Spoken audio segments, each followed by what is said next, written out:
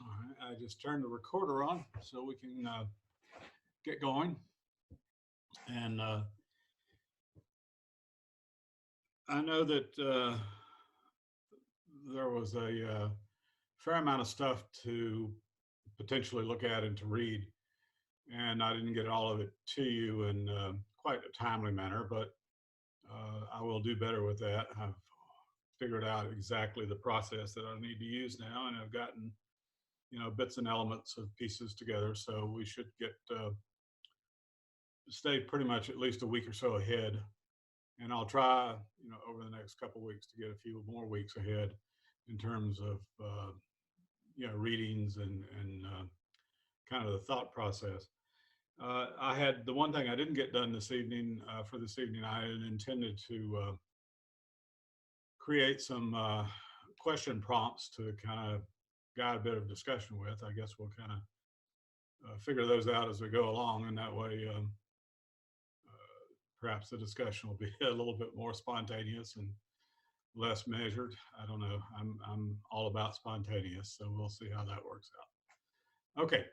Uh, there are really two pieces to the kind of the puzzle tonight, and one of those has to do with kind of understanding, or at least exploring and understanding a little bit, some of the theoretical perspectives uh, that happen within higher ed and happen within the organization of higher ed. And some of the differences, we're not going to go way deep into those, but I've given you some reading material that'll take you fairly deep into that, because a lot of how higher ed institutions are organized has to do with the kind of the goal or the purpose of those institutions, which takes on a theoretical perspective, and might even say it's derived from a theoretical perspective. And so we need to kind of think about what those theoretical perspectives might be, and kind of what's happened over time to those perspectives. Um, the other piece, and the sort of the second big frame for the evening, really has to do with this notion of what's happened to higher ed institutions over a period of time. We've kind of seen evolution back and forth between uh, more of a liberal arts focus and more of a practical arts focus. And we see different focus at different institutions. We see different focus at different levels. But there's an overall sort of flavor that happens, almost a kind of trend. I don't know if I want to call it a trend, but kind of a trend that develops over time. And higher ed institutions are, after all, uh, kind of like everything else that we deal with. They are manifestations of the society in which we exist. And we're in a society now where we have about 15 to 18, I suspect it's more, million people of working age who don't work, uh, mainly because they've been displaced for various reasons, technology, geographically, whatever has happened, the globalization of markets, whatever. But there's probably a good somewhere between 15 and 20 million people that have been displaced and will never work at the level at which they have worked before. And that on any society, that's a significant economic cost and a significant economic drain on the society. There are even, not only politicians, but some of the more successful business people and entrepreneurs and all of the time that are thinking that, a country like the U.S., with the amount of displacement that we have and the difficulty of seeing ever seeing the employment of those folks again in long-term meaningful ways, that we may be looking at a universal individual income. that it would be simpler in terms of, um, and probably more cost effective for a society simply to guarantee people a certain level of income, and as opposed to piecemealing together all the cost associated with all this unemployment. And so there is a international move in that direction in the industrialized countries, and we're probably going to see some version of that over the next couple of generations, or at least over the next generation. And so there are lots of societal forces that are out there, and it has a lot to do with the nature of universities, the nature of community college, just the nature of higher ed in general, just the nature of education in general. But it is, you know, we are manifestations of the society in which we exist, and so we have to kind of think about how that works, and that also plays into how we might organize these institutions and how we might manage them and sort of the administrative decisions that are made. So it is these are two kind of major topic areas that we will bring together, but we're going to kind of separate them tonight, and we're going to spend some time kind of delving into theoretical perspectives. There are the three main ones, the three major theoretical perspectives that you encountered in the readings. And then we're going to spend some time with a bit more of a discussion related to, where are higher ed institutions going? What's the nature of the world in which we'll exist, a decade or two from now? And what will the institutions have to look like to fit into that world?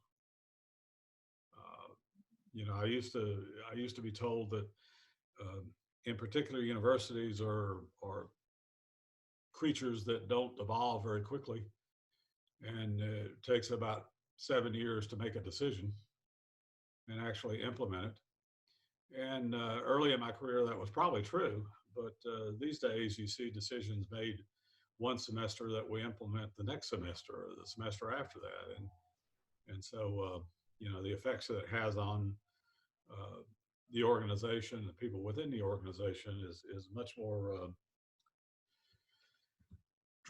dramatic and drastic than it used to be. And so we have to constantly be coming back and thinking about these things. So with that in mind, the theoretical perspectives actually comes out of the Bess&D material. The preface simply lays out the kind of how the book is going to be organized and how the thought process is going to occur. So we're not going to, really mess with that, think about that too much at all. The main thing that I want to think about, and I want to, kind of get your thoughts about, are these theoretical perspectives, which are briefly laid out in chapter 1, and then in a great deal more depth talked about their implications for higher education, organization, and structure in chapter 3. Now, I do apologize for the quality of some of these scans. Right in the middle of the scan of chapter 3, as you probably noticed, I suddenly had the scanner tube decided to shut down on one side. I'm assuming that was a heat related thing, but because after I came back to it for a little while, it came right back up. So, and then so far it's been okay, but we'll see. I'm doing small batches, and that's why I split chapter 3 up into 3 little pieces so that the scanner would be able to cool off a little bit before I did another batch of that. I do have one more scan to do for the next week's readings, and I'll get that done either later tonight or first thing in the morning. But it's the chapter 6 of Bess&D, where it kind of talks about the design and structure of higher ed organizations, and so it has something to do with the thinking about organizational design, and so we'll get into that in a moment. Okay, so I'm going to go over and grab the chapter 1 out of Bess&D.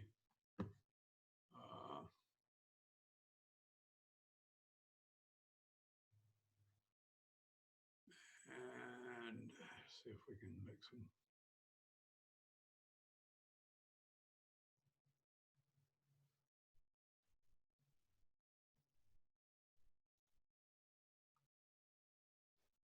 There we go. Now I can see more of you. Since I have my new machine with my big display up, I can do a whole lot more with it. Okay. And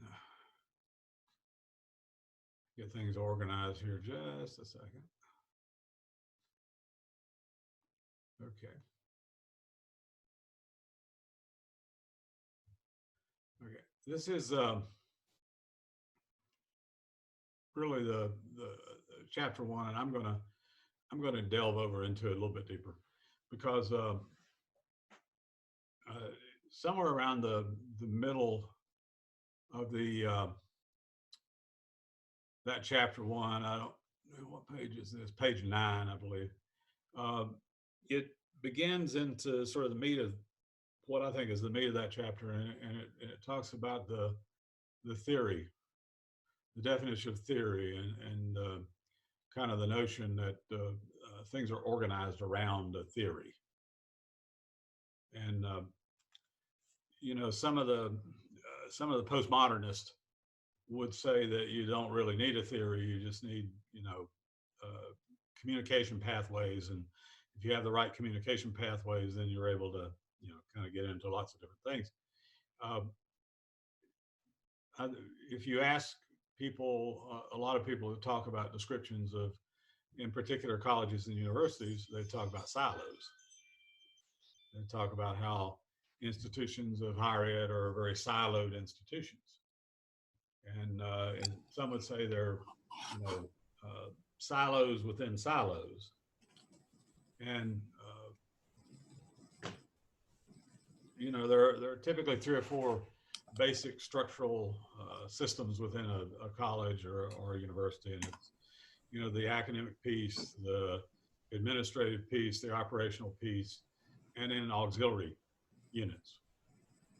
And you know, and sometimes they're more and sometimes they're less, but you know, those things are very siloed, typically from each other, in that everybody has kind of their own thought process that they work from, and everybody has their own set of timelines. And you know, some of these intersect, because, you know, when I was the VP for institutional effectiveness and institutional research, you know, it was kind of important that I got the right data processed and the right projections made before the academic affairs side had to make decisions about what to offer next semester. And so it was, you know, it was kind of one of those deals where my timelines were always a little earlier than their timelines, because I had to have enough information for them to be able to, you know, do their thing. But within even that structure, that little overlap, the way in which I did what I did was entirely framed by, you know, my thought processes about how to do those things. And the folks in academic affairs didn't tell me how to go about doing that. I simply, you know, did it my way. And they were always happy with the outcomes of it. So they were, you know, they didn't want to mess with any of that. But you have, you know, you have these different functional sort of structures within higher ed institutions that tend to be fairly, and we'll talk about what that theory is later, but they tend to be fairly siloed from each other. And even within those structures, they tend to be siloed. And so you have the, you know, the academic affairs, and you have the academic side of things, which most often and not include student services, though now we're finding student services is very often peeled off into a separate silo too. But the within the academic affairs side of things, they're colleges.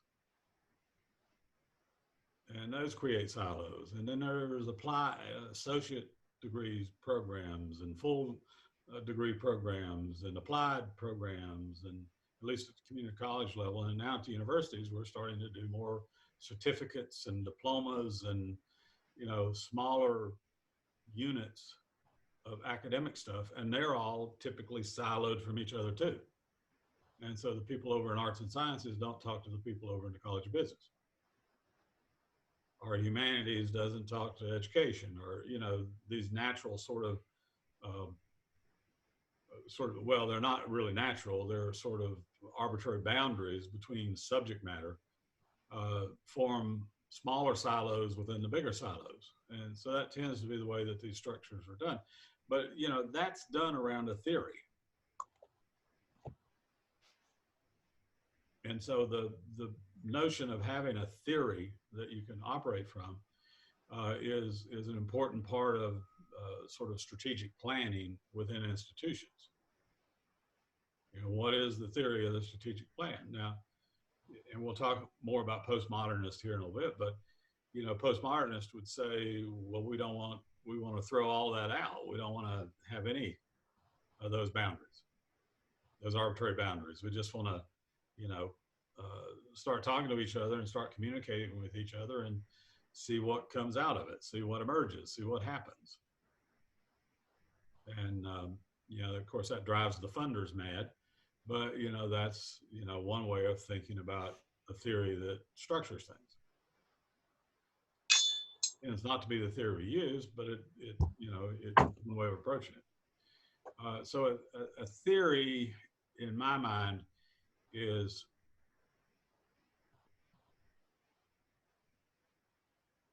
a structural set of relationships between different variables or different ideas or different processes that allow us to think about how those processes interact.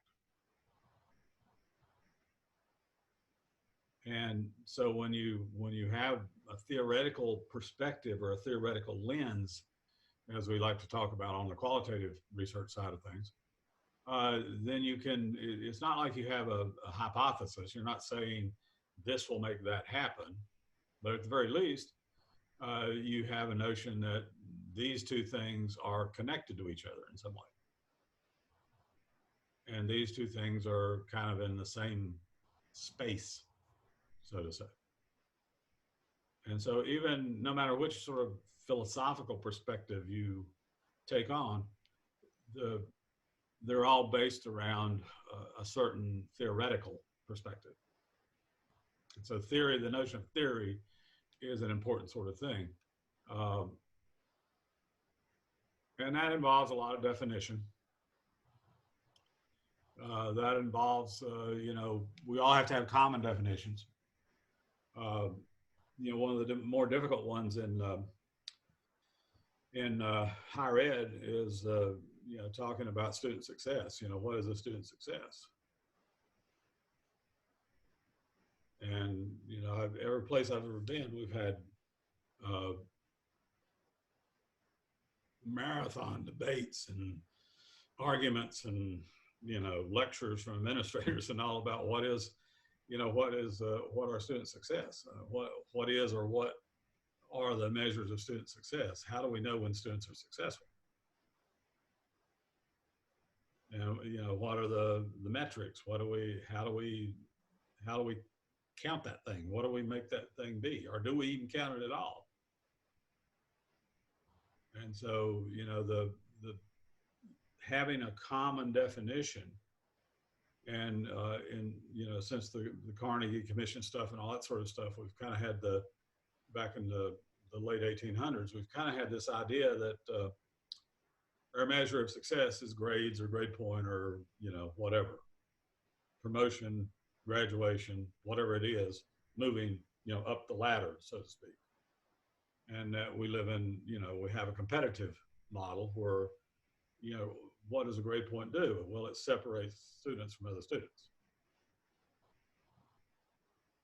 And so we know who's the highest, who's the lowest, who's in the middle, all that sort of stuff. But, having a definition that we can agree on is sometimes the most difficult part of arriving at a theory. And till you have that definition squared away, theory doesn't mean anything. Uh,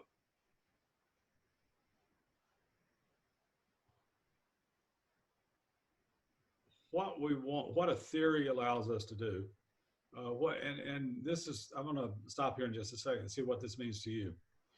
What a theory allows us to do is to have a mechanism for the identification of patterns.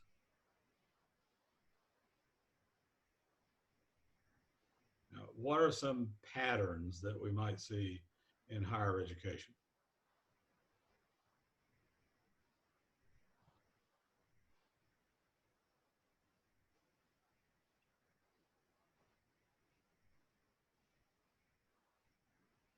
How do you know students will be successful in a class? What are the patterns you might see?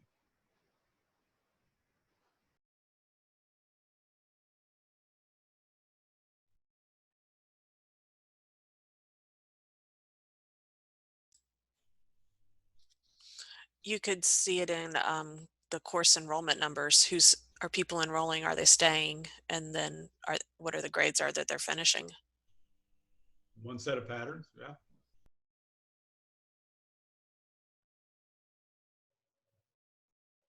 I guess you could compare completions to like high school GPA and placement information. To see if those are predictive, to see if Right. you know why, how somebody might do.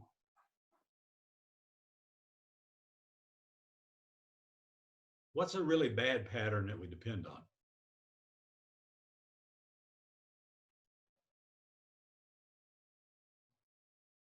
At least at four-year institutions. How many of your institutions have requirements to do SAT or ACTs? So college admission exams. I mean, we use those regularly, and you know, we kind of make that the first one of the first sorting measures, and so we kind of separate students into, you know, a couple three strata that way. And I know no single piece of research that says that they really are predictive. Do you know where they came from? Do you know where SATs came from? No. Uh, back in the 20s and early 30s, uh, as the social movement was getting going at University of Chicago, and the whole social constructivist idea was beginning to emerge, and social justice was beginning to emerge out of the University of Chicago and some other places. Uh, a lot of the Ivy League institutions were concerned about becoming irrelevant because they were too elitist. That, you know, they wouldn't, and this is before the GI Bill, so there wasn't a whole lot of kids enrolling in college anyhow. And so the Ivy League institutions were concerned that they would become too elitist. They couldn't grow. They would only be doing legacies and, you know, all these sorts of things. And you know, they couched it in this idea of social justice and, you know, equality and all that, but they could care less. They were just concerned about numbers. They were concerned about enrollment and numbers. And so they decided to depend upon sort of the science of the time. And one of the sciences of the time was the, you know, Alfred Binet and his folks from out at Stanford that were developing IQ tests and ability, you know, aptitude testing, things like that. And, you know, the first large scale use of that had been in World War I, where you did basically IQ testing or aptitude testing to see what this mass induction of soldiers in World War I in the U.S. would look like. I mean, what they could do and how smart they were, how accomplished they were. We discovered that most of them had a fifth grade literacy level. But that's an aside. But what we did discover is that this thing that we call an IQ test or an aptitude test could roughly predict who might do well in an area that required a more academic focus. So if you were going to be, maybe a pilot and have to understand aerodynamics and all that sort of stuff, or if you were going to be a surveyor, or if you're going to be someone that would be, sighting in artillery rounds or things like that, and you'd have to understand a little bit about gravity and parabolas and all that sort of stuff. That maybe you need to be a little bit smarter than, maybe your cornbread need to be done all the way through and not just half cooked on the inside, as we used to say in the South. But they, and so they began using the IQ test, which basically turned into the IQ test. Well, these Ivy League schools were concerned about not being diverse enough and not having, by diverse, they meant people that weren't rich like them, and then expanded a little bit, and maybe a few women, and, God forbid they would have to admit anybody of color, but, maybe occasionally there'd be one they'd have to deal with. But they, particularly if they're going to win football games and things like that. But I'm being very cynical about it, but that's the nature of what decisions they were making, very cynical decisions. And they needed to know which students would be the best ones for them to give scholarships to come and diversify the Ivy League schools. And so they went to Benet and some of the other people that were working with him and said, we need to use your instrument. Well, they said, well, no, this wouldn't be a good one because, this is really supposed to be about innate ability. What you're wanting to know more about is achievement. What have they achieved so far, and what do they know, and those sorts of things. And so they just constructed literally overnight. I think it was about a year. The first version of the Scholastic Aptitude Test. And I forget the exact date, but I think it was administered in 1927 or 28 or something like that. And so it was a diversity instrument, an affirmative action instrument, basically. And it didn't really fully predict because there's too much of the social contextual elements that have to do with whether students are successful or not. And but it did provide some rough prediction of who might make it. And then after World War II, it kind of languished a little bit, and it wasn't used very much except for these Ivy League institutions. And then after World War II and the GI Bill, and we suddenly had millions of new college students, we had to figure out which ones we would admit into which programs. And so they went back to the SATs and started using it as kind of a device to, divide students out, applicants out into different spectra. And once you had the different spectrum elements done, you could decide which ones to admit, which ones to think about admitting, which ones to wait list, which ones to, we're not going to take any of these guys. And so it was basically, once again, it was designed to be a kind of the first cut to see who we might think about admitting and who we might have to wait on think about admitting. And so the SATs became culturally a predictor of college success, and everything that came after that, the GREs, the LSATs, the GMATs, all that sort of stuff, became sort of cultural predictors of success in whatever the level of college was. It turns out that except for some of the very highest level ones, maybe med school or whatever, it's really not a very good, none of these are very good predictors.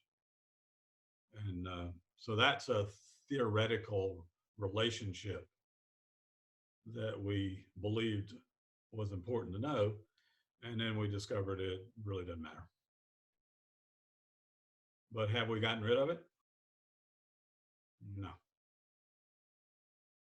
Because it's too hard to talk. If you're like App State, it's too hard to talk to 25,000 applicants for 3,800 slots.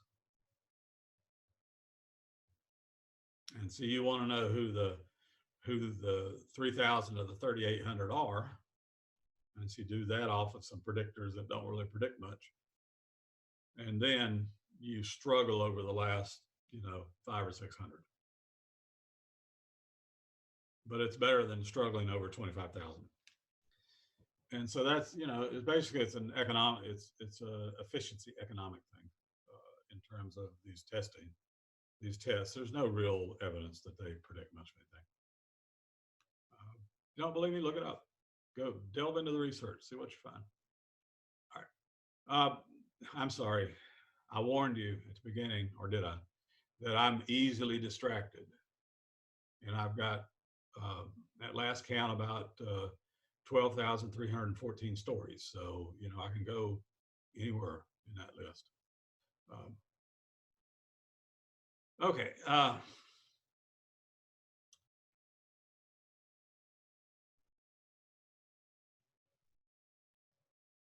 I'm going to skip forward because some of this is, it's reading that you need to do, but it's not something that necessarily we need to talk about in terms of reflective practice and all those things. This is the meat of the matter. This is where we need to talk. We kind of have in education in general, educational theories or structural theories of education are built around three major paradigms. And it's pretty common throughout most of the social sciences, but in particular, it's very specific to education. And we go from a positivist theory to a social constructionism theory to a postmodernist theory. And those are roughly in chronology of development.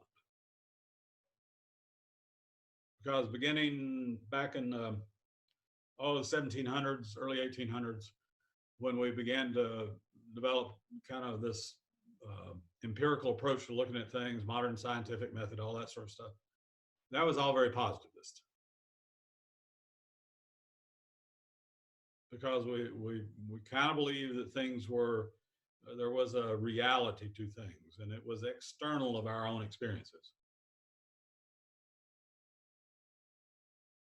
And so there were, rights and wrongs and left and rights and black and whites and, whatever.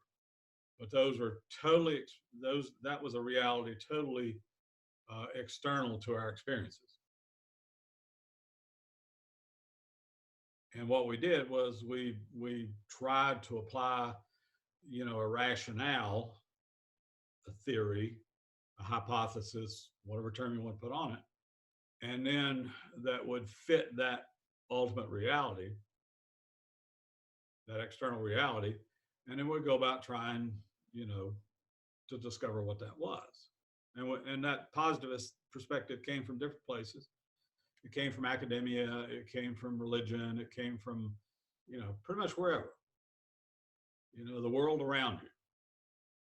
I grew up way out in the sticks, way out in the woods. And one thing I learned early on, because I spent, probably most of my time that I wasn't doing stuff around the farm or whatever, out in the woods, was to look for signs in the woods that would tell me things about, was there anything in there that I needed to be afraid of, or was, would it be okay, or, what kind of winter were we going to have, or what, all these things, these sort of observational elements that you learned about, living in that environment. And most of them you could kind of take to the bank. If you saw a certain thing happening, you could kind of predict that another thing was going to happen.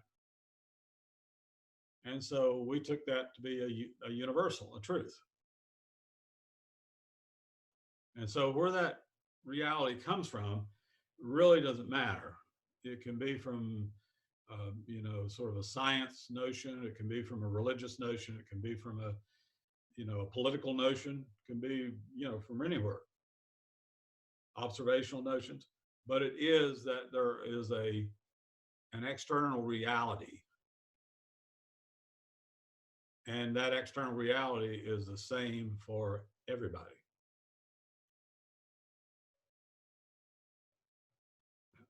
In terms of organizing an institution, what does that tell you? I mean, if you take a positivist approach, how do you organize the institution? What's the most important thing that you do?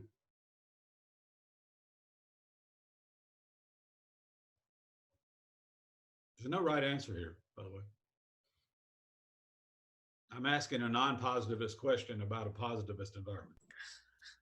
So.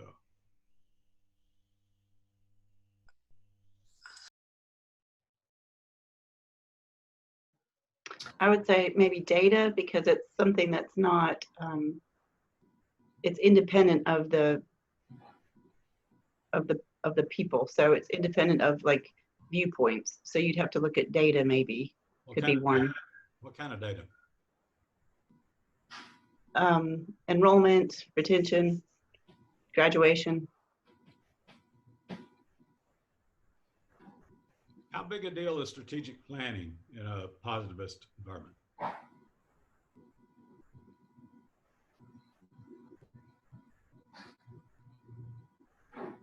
I've lost count of my strategic plans I've been engaged in. So, probably 25 maybe. But how big a deal is strategic planning in a positivist oriented structure?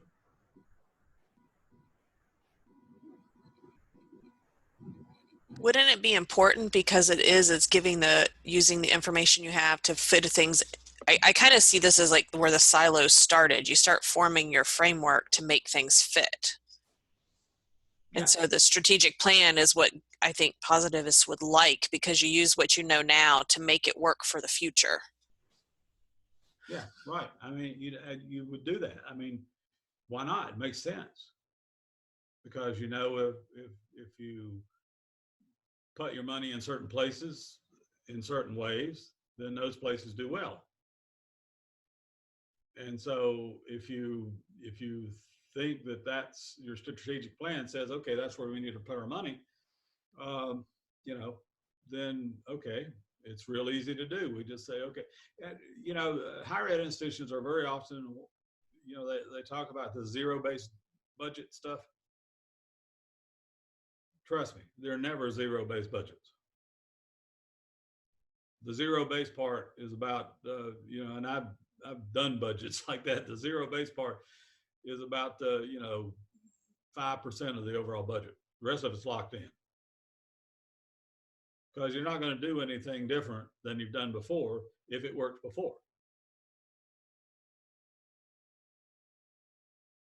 And so, that's a very positivist sort of notion, this idea of building budgets around what has happened before. And how many of your institutions have budget hearings? Yeah, how many? What's the point?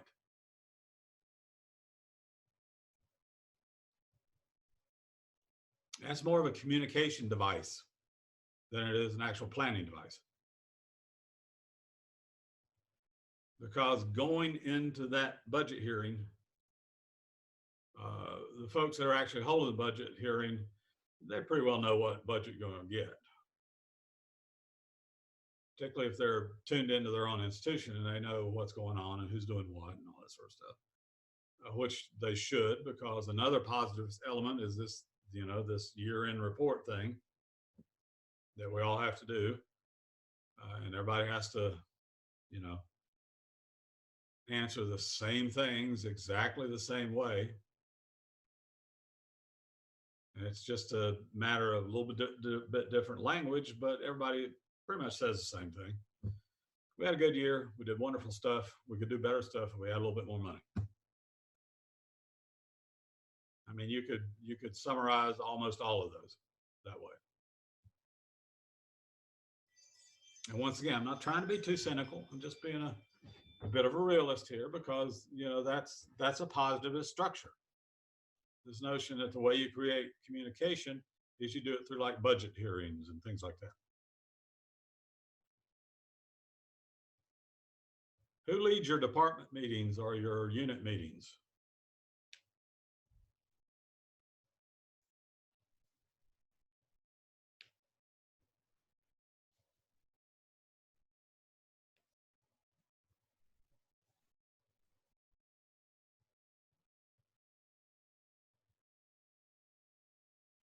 I'll answer with where I work. We have a department chair, so we would have a department chair meeting, and then we have a larger division chair who leads a meeting for everyone who's in our division. Right. And so, you know, some stuff gets out from the division, and that impacts the whole division. Then some stuff gets out into the department because that impacts just the department. And it's always the person at the top who leads the meeting and disseminates the elements that has been decided, goes to the division, goes to the department. Correct. And then what you have are people, for example, such as adjunct faculty who aren't even invited to the table for the whole division and within the department, who get the message secondhand with whatever a chair or whomever may send them in an email, if they do send them an email. Yeah, and you know what the level of adjunct faculty is in the country right now? Or we'll lump together adjunct faculty and one-year contract people. It's got to be over 50%. Yeah, it depends. It depends, but it's somewhere between 40 and 60, somewhere in that range. Depends on whose source material you look at. And so we're basically a low-wage higher ed structure in our country because we've got 40 to, you know, and they're you know, they're smart people, they're bright people. We have people with you know, PhDs and EDDs and everything else, MFAs, and but you know, their market is very slim, so they don't have a lot of options. I was talking with a gentleman, I don't know, in early fall semester. I was at a meeting where we were working on some stuff related to STEM programs. And this guy taught physics at 5 different community colleges. And for half the semester, he would carry 3 or 4 subjects at 2 community colleges, 3 or 4 at each one. And second semester, second half of the semester, he'd carry, you know, like at the other colleges, you know, 2 or 3 courses at each one of those. So this guy was teaching, probably over the course of a year, he's probably teaching 15 sections, not counting summer, for a grand sum total of less than $40,000. And you know,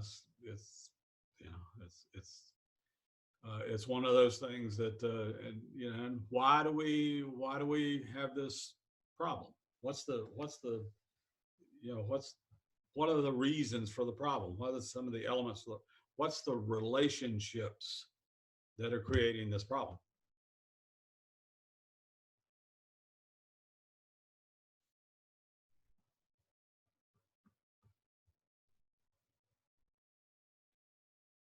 Outside of the fact it's cheaper, that's the obvious. You know, that's like the, you know, the rash on your face. That's the obvious thing. Now, where does the rash come from?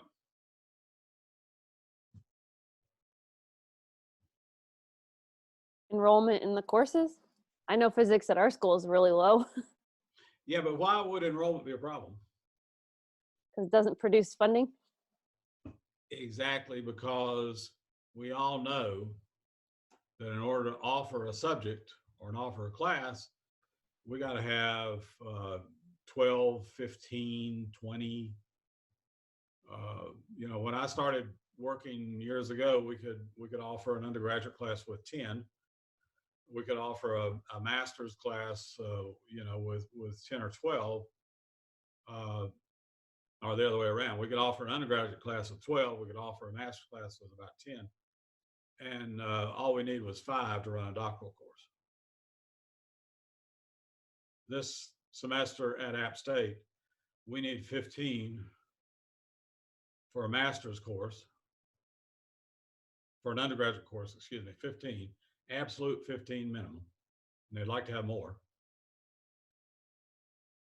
We have to have 12 to 15 to run a master's course. And we have to have at least 10 to run a doctoral course. So over the course of a semester,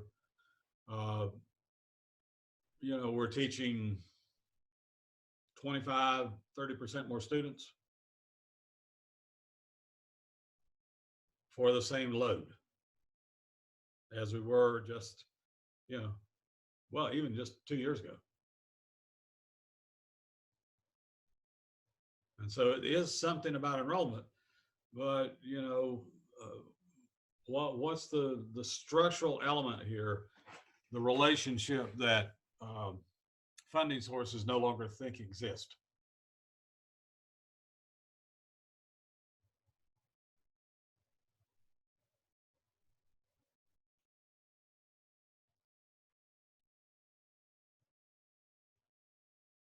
Is size of class related to quality?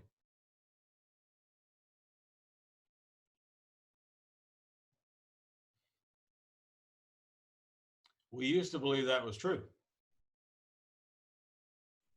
And so when we did honors classes or we did, you know, higher level classes and all, we always felt that the smaller the class, the better, to a certain level, to a certain extent, because you generate better quality. Because you could spend more time per student. And maybe you could build, you know, closer relationships with students. But we don't believe that anymore. That's not a relationship that we think might exist anymore. So that's a change in sort of the positivist thing.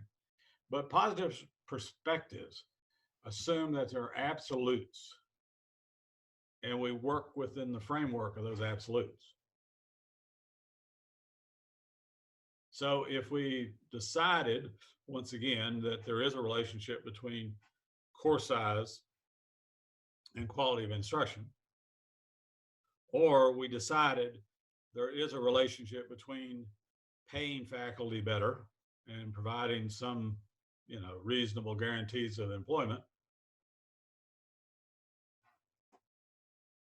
leads to better instruction or better programs, then we'd be moving away from adjuncts, and we'd be looking much more carefully at not allowing classes to get too big. But those are relationships that we don't believe anymore as a higher ed culture, and so therefore we don't worry about it. But that's a positivist sort of approach to things, which is our predominant organizational theory right now, a positivist approach. Well, from a research perspective, positivist approaches also means that we do, you know, we depend on quantitative data a lot.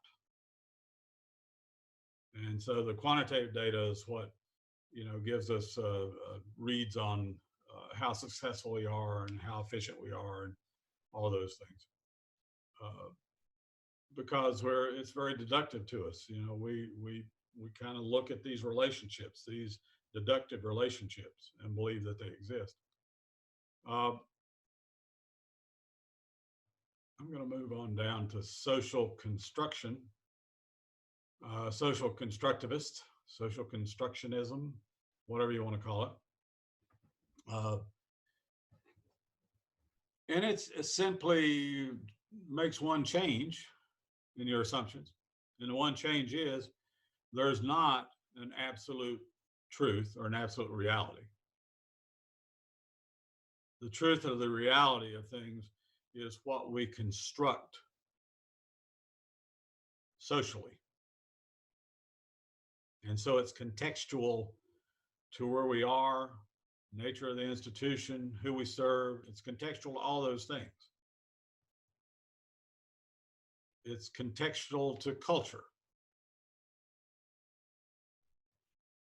And so there's this notion that, you know, there are still there still is a reality for each individual, but it's just constructed locally and is not an overall absolute reality.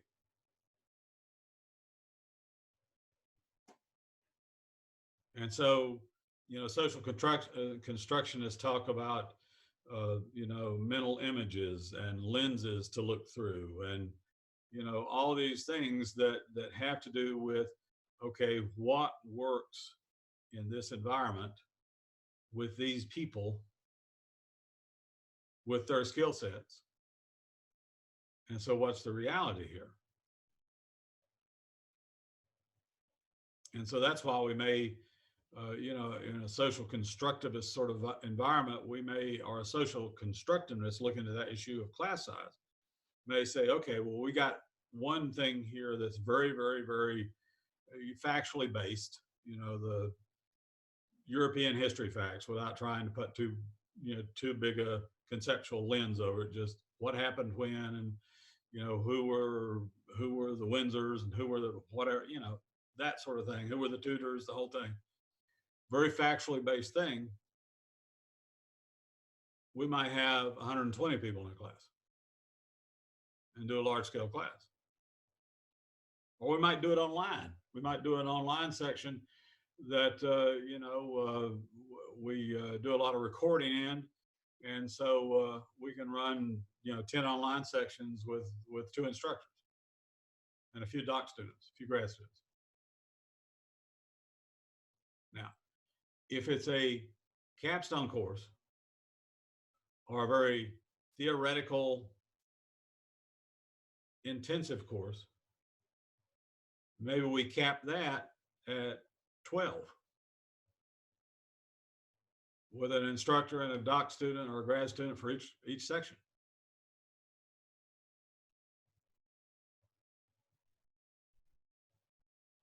Because within that setting, we have constructed this reality that says, when we're dealing with factual based stuff, we don't need small classes. When we're dealing with theory or capstone activities, interpretive activities, we do. We're doing music theory, we need a lot of one-on-one. And so we give one instructor, 6 or 8 or 10 or 12 music students, and that's their entire load for the entire semester in an upper level music theory class. In a lower level music appreciation class in Gen Ed, we put 60 in there. And so it's not a one size fits all. It's within the context of what we want to do. And so it becomes constructed locally, contextually, in a social manner. Yeah. In my experience, most educators are social constructionists.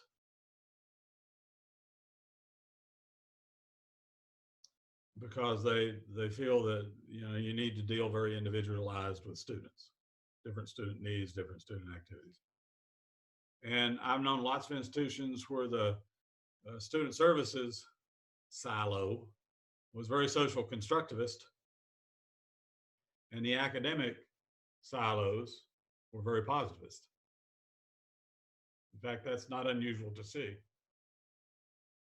And the administrative side is extremely positivist. And so that's why you have some of these divides and cracks in between the administrative side and the academic side of institutions. And having been on both sides of that divide numerous times, it's a real division. It is a real divide between the administrative side of institutions and the academic side of institutions. And so there might be 2 different perspectives going on there. And the third approach, and probably the most modern, most recent approach, is postmodernist perspective. And in fact, these days, there's one of the articles I gave you of whatever happened to the postmodernist to look at, which we're going to talk about that here in a bit in the second half of things tonight. But the postmodernist paradigm basically said, you know, if you think of the positivists is that all the chairs have to be arranged at certain places on the deck. You know, they all have a marked space on the deck where all the chairs have to be. Because through evidence, we've decided that's where they need to be. The social constructivists, well, it's like a classroom. The social constructivists would say, well, no, we can arrange the chairs differently. We'll put a group over here, we'll put a group over there, we'll put them in circles, we'll put them in, yeah, we'll do something different with the chairs. We still have chairs, we still have a deck, but we'll do something different with them. The postmodernists would say, why chairs? Have we thought about other things that we could sit on? Have we thought about other ways of organizing people? Why chairs? And so postmodernists believe that you need first to be willing to give up all those beliefs that you might have learned, relational beliefs and such, that you might have a bias toward or you might have learned. And through the process of communicating with each other in different ways, we'll figure out what new structures might need to look like. But you throw everything out first and you start over. And you do that every semester, every year, every time that you come back together.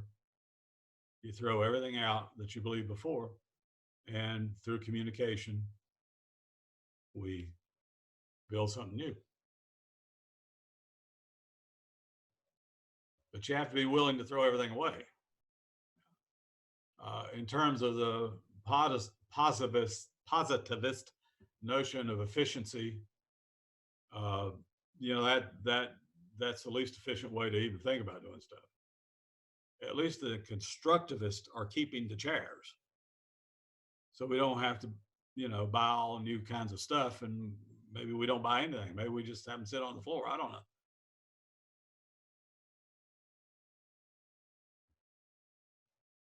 And so the distance between positivist and constructivist is fairly broad,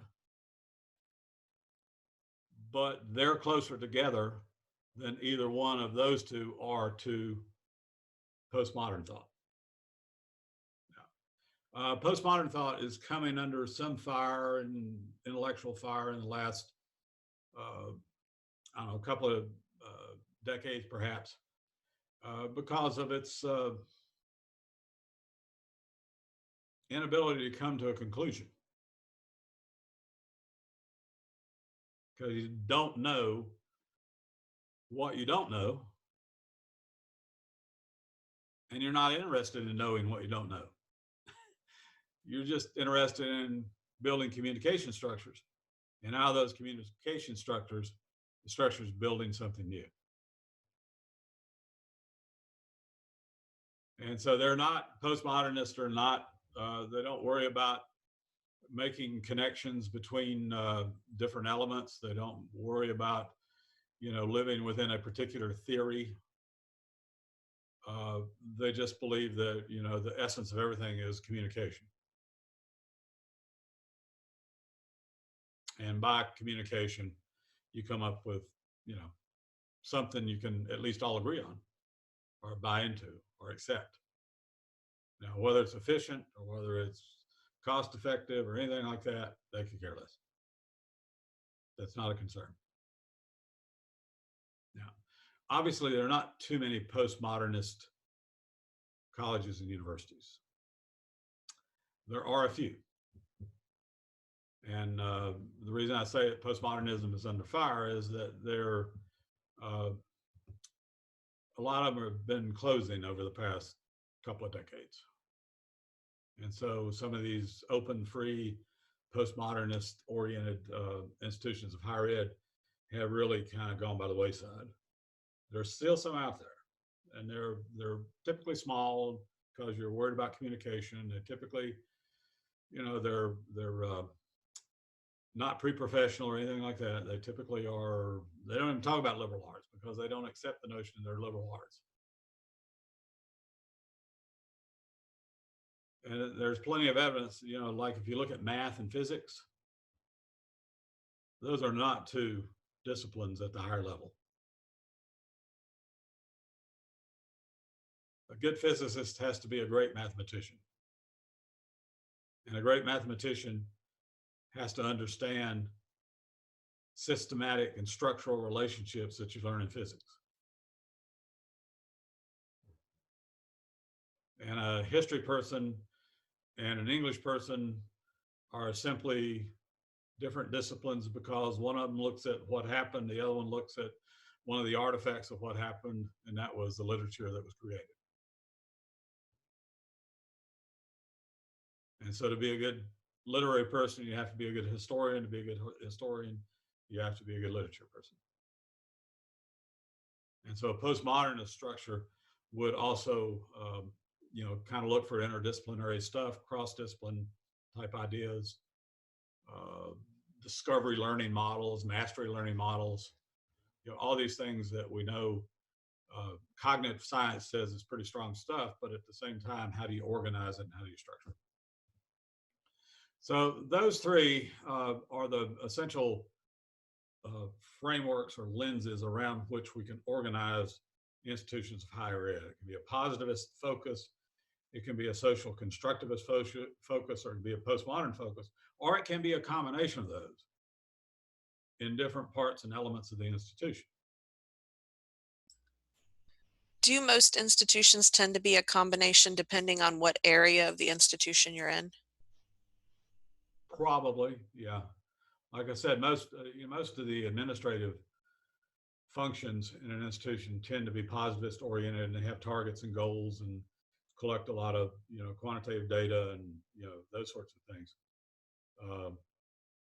Most of the academic divisions, once you get below the dean level, deans are, I had a great dean one time tell me, I was a acting interim associate dean for supposed to be a semester, and ended up being almost 2 years.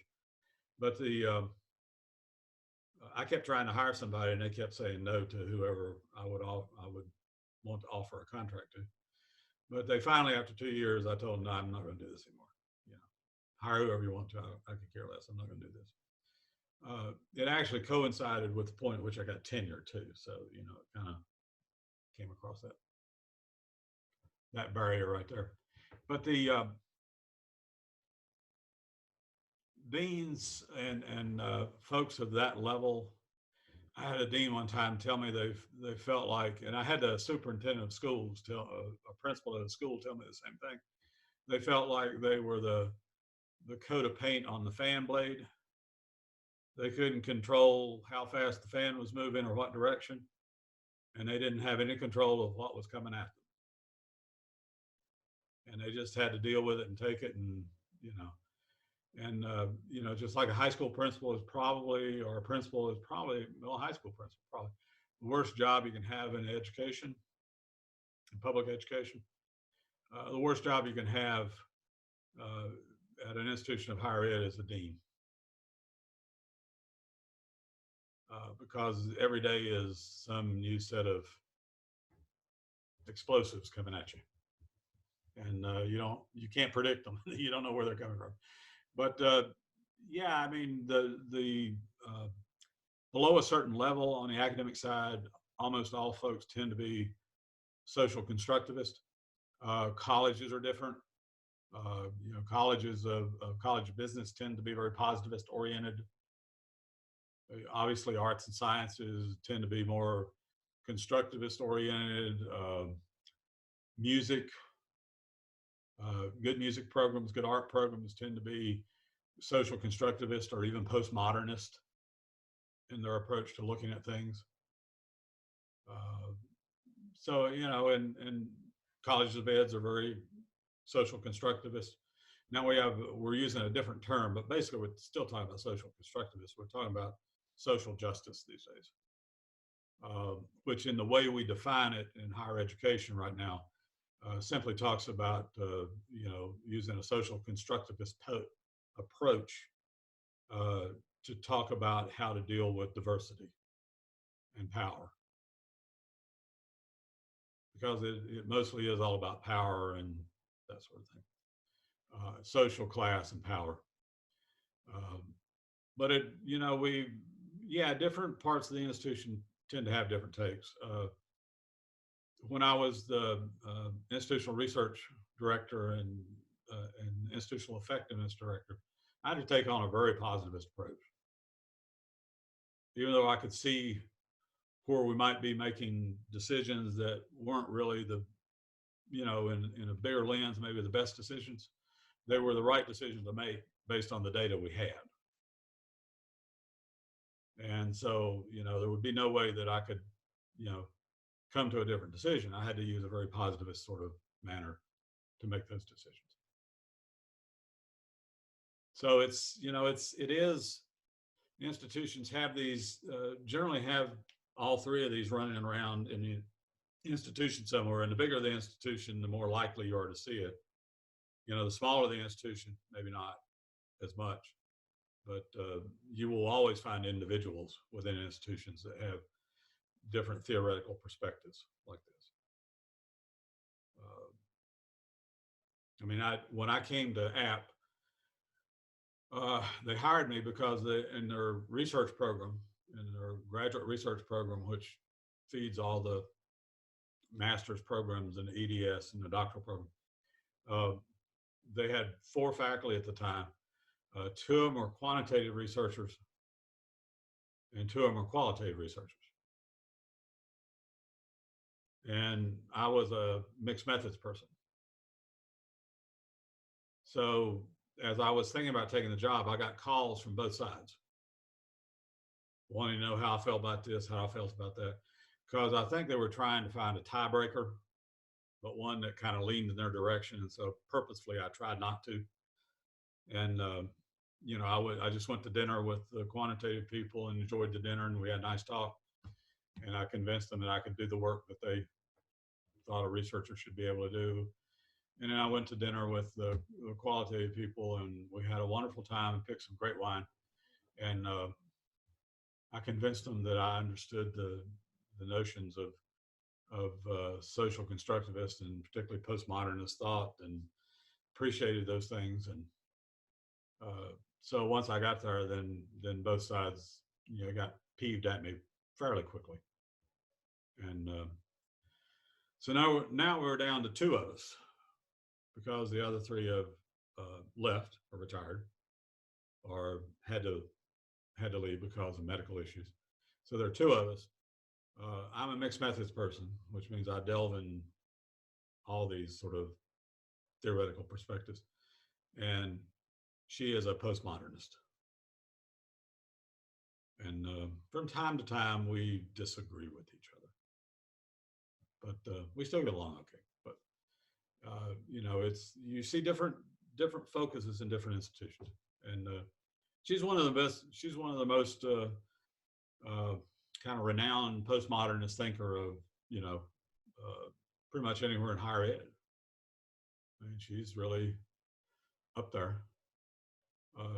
Her frustration level is pretty high because App State's a very positivist institution, at least administratively.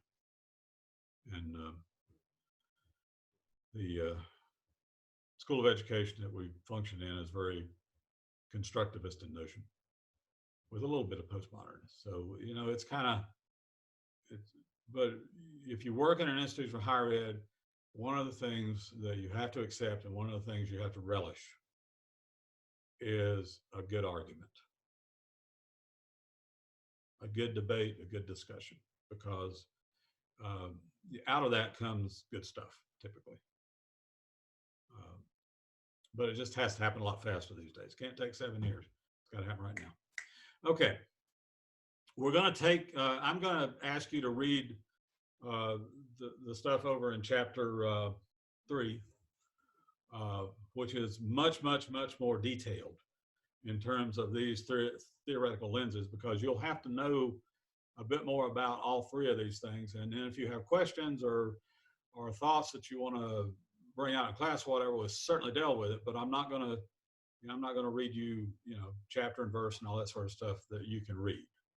So, spend some time looking at those things in chapter 3. And if you've read chapter 3, maybe go back and, just kind of brush through it again, just to see how some of these applications of these different theoretical perspectives play out.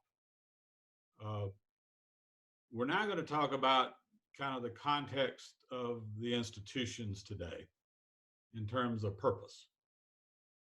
And that's the readings on postmodernism and a couple of other readings that have to do with what's happened in institutions historically over the last 50 years or 60 years or so, and the swings between practical arts and fine arts and things like that. And we'll do that after.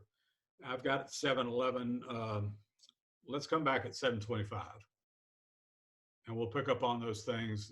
And I'll turn this recording off, and it'll probably take about that long for it to convert itself and download out, and then I can start on another recording.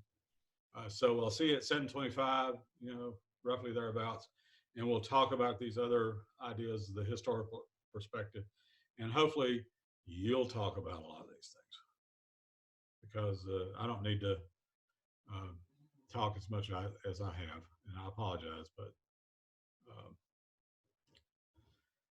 yeah, been doing this 45 years. I want to get you there quicker than you probably want to go. So, and it's probably not good for your grasp of things to do too much of that. So for the rest of the night, I'm just going to throw some prompts out, and it's up to you.